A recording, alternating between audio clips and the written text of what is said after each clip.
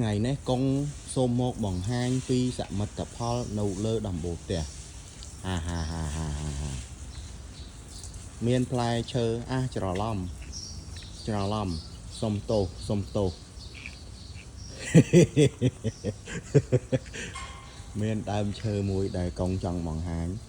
នោះគឺដើមការ៉ូចសាច់កាលពីជំនាន់មុនមានបងប្អូនយើងសួរថាបើដើមការ៉ូចសាច់ហ្នឹងដាំអញ្ចឹងតើអាចមានផ្លែដែរឬទេព្រោះយើងដាំនៅលើដំបូលផ្ទះឥឡូវនេះកងសូមបង្ហាញសូមបងប្អូនមើលបន្តិច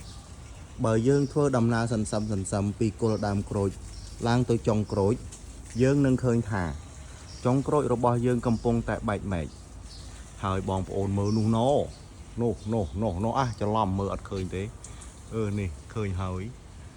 គឺបងប្អូននឹងឃើញផ្លែការ៉ូចសើចមួយ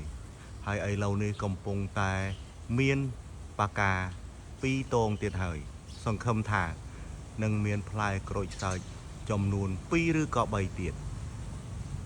ដូច្នេះនេះគឺជាសមិទ្ធផលនៅលើដំបូលផ្ទះរបស់កងហាហើយត្រូវចាំថាកងនេះគឺបានតែផលទេ